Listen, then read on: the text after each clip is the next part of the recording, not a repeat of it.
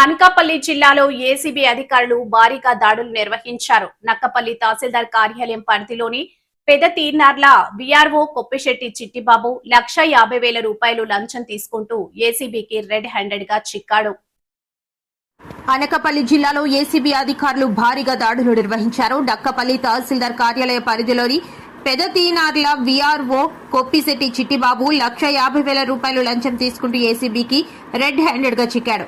ముక్క శ్రీను అనే రైతు భూమి మ్యూటేషన్ పాస్ బుక్ కోసం 3 సంవత్సరాలుగా తిరుగుతుండగా పని చేయడానికి 1,50,000 రూపాయలు డిమాండ్ చేస్తున్నట్లు సమాచారం.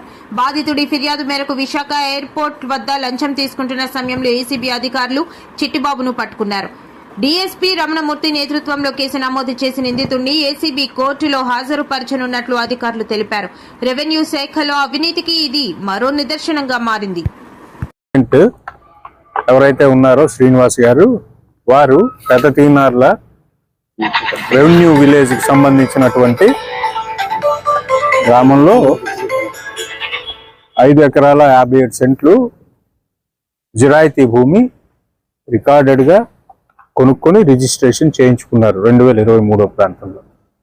తదుపరి కొనుక్కున్న తర్వాత అవి 2 వేరువేరు సర్వేర్ నెంబర్లో ఉండేటువంటి భూమి.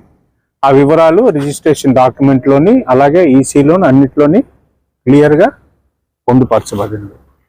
తదుపరి ఏంటంటే అతను మ్యుటేషన్కి చేసుకున్నప్పుడు ఆ మ్యుటేషన్లో 2 సర్వే నెంబర్లో 1 సర్వే నెంబర్కి సంబంధించిన మాత్రమే మ్యుటేషన్ జరిగింది, రెండోది జరగలేదు.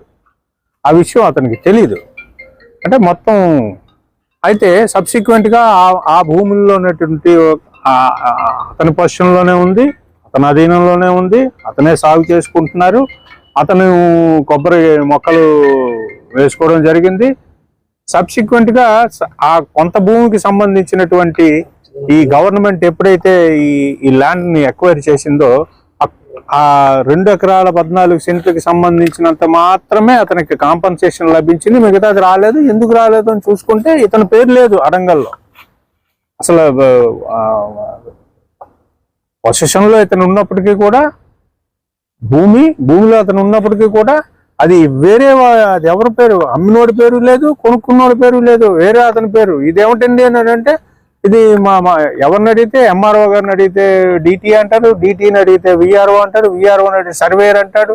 మీ సర్వేని ఇతను పబ్లిక్ ఇతనికి తెలియదు. ఏం చేస్తాడు, తిరుగుతున్నాడు అప్పటి నుంచి 2023 నుంచి కూడా ఆ ప్రాంతం నుంచి కూడా అతని యొక్క భూమి కోసం తిరుగుతున్నాడు. దాంతో వీళ్ళు ఇతన్ని చూసి లక్షలు లంచాలు అడగడం మొదలెట్టాడు. దాంతో ఇతను విసుగు చెంది ఈ సదరు విఆర్ఓ ఎవరైతే ఉన్నారో గత ఎన్నో సంవత్సరాల నుంచి అదే ఊర్లో పాతుకుపోయినటువంటి కొప్పిశెట్టి చిట్టిబాబు, ఈ విఆర్ఓ చాలా హ్యూజ్ అమౌంట్స్ డిమాండ్ చేయడం జరిగింది. సబ్సిక్వెంట్గా ఇతను ఎవరైతే ఉన్నారో ఈ కంప్లైంట్ మా దగ్గరికి వచ్చి మొన్న 7వ తారీఖున కంప్లైంట్ చేయడం జరిగింది. కంప్లైంట్ చేసి అతను 1,50,000 రూపాయలు డిమాండ్ చేశాడు. అది టెంపరీగా కొద్ది మొత్తం. అతనికి లంచం ఇవ్వడం ఇష్టం లేక మాకు రిపోర్ట్ చేయడం జరిగింది 8వ తారీఖుని. రిపోర్ట్ చేసిన తర్వాత మేము కేసుగా నమోదు చేసుకుని ఈరోజు అతను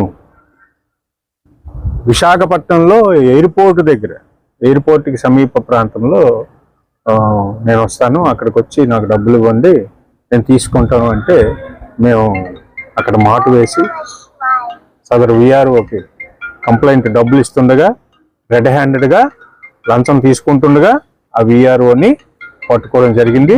అతని దగ్గర ఉండేటువంటి 1,50,000 రూపాయల నగదును కూడా స్వాధీనపరుచుకొని ఆ రికార్డ్స్ వెరిఫికేషన్ మొత్తం అన్నీ కూడా ఇక్కడ మన నక్కపల్లి ఎంఆర్ఓ తహసీల్దార్ గారి ఆఫీస్లో ఉన్నాయని చెప్తే ఇక్కడికి మేము వచ్చి ఇక్కడ మేము ఫర్దర్ ప్రొసీడింగ్స్ కండక్ట్ చేస్తున్నాము. అదేవిధంగా ఇతను అరెస్ట్ చేస్తాము, రేపు ఏసీబీ కోర్టు వైజాగ్లో హాజరుపరుస్తాము. ప్రజలందరికీ కూడా తెలియజేయవలసింది ఏమిటంటే ఎవరు కూడా ఎవరికి ఏ ప్రభుత్వ అధికారికి లంచం ఇవ్వాల్సిన అవసరం లేదు. వారి చేత పని చేయించుకోవడం ప్రజల యొక్క హక్కు.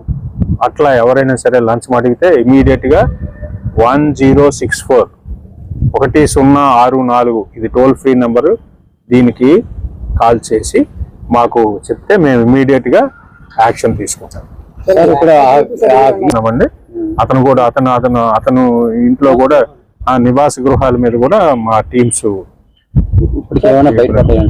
మేము వెరిఫై చేస్తాం.